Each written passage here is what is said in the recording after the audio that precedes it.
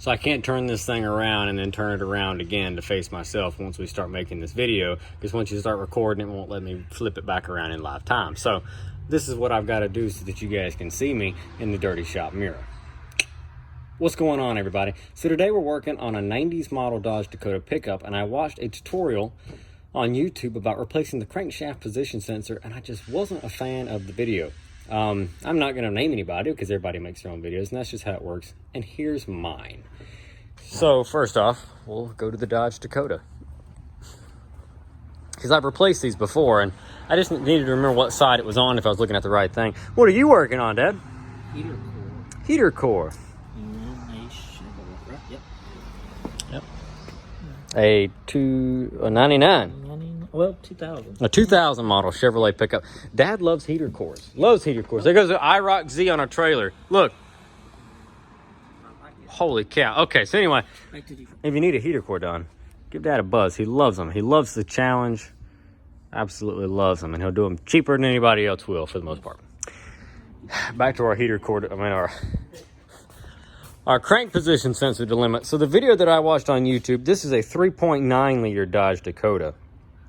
And this is pretty much a 318 with 2 cylinders chopped off of it. The design, very, very, very similar. Something I noticed in the video was that the guy jacked up the pickup truck, took off the passenger side wheel, removed the rubber inner fender, and then removed the entire metal inner fender to gain access to the back of the engine block to get the crank sensor out. I didn't quite, I don't know. So here's the old crank sensor that I'm using as a reference until O'Reilly's decides to show up with my new one, which I would not recommend using an O'Reilly's branded part on your own vehicle. Please use a factory Mopar replacement part. Chryslers are very, very picky about their crankshaft position sensors, and a lot of times ones you buy from O'Reilly's just won't work. The parts stores, just the quality is not the same. So buy one from Mopar directly. It will cost you a little bit more money, but trust me, you won't be splitting hairs or pulling your hair out trying to figure out what's wrong. A long story short, the bolts that hold these things in, I guess that one of them up here, right here. Here's one of the bolts. It's just a little Allen. And here's this is an extension bit. And if you noticed, it is of the Pittsburgh brand. That means this little guy came from Harbor Freight in like a 10-pack of variable sizes. And what that has allowed me to do is to literally take this guy, go right behind the passenger valve cover, straight down. The bolts go in from the top down. So you literally just take this guy right here and go straight down, and you can catch the top of the sensor right there. So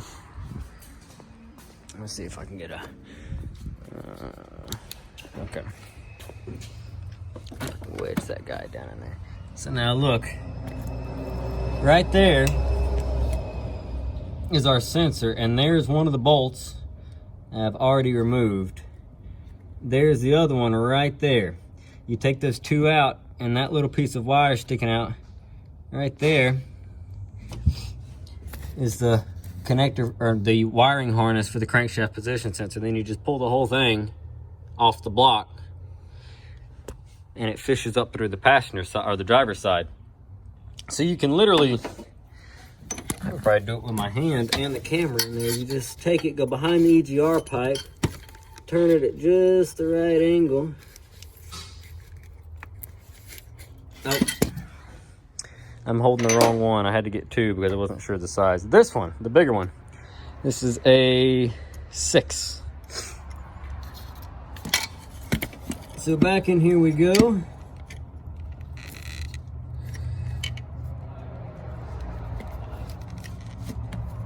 And there we are. As you can see, the bolt.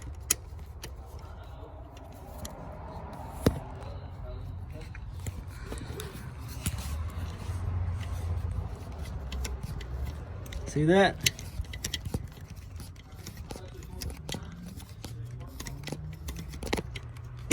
Here's our bolt. And probably reach my hand down in here.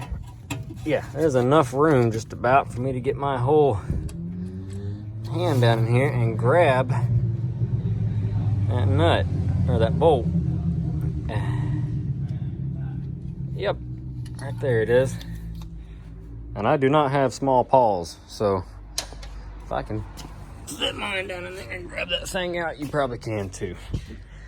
So this is on the 3.9. The 318 is pretty much the same setup, but I just figured I'd make that to show you.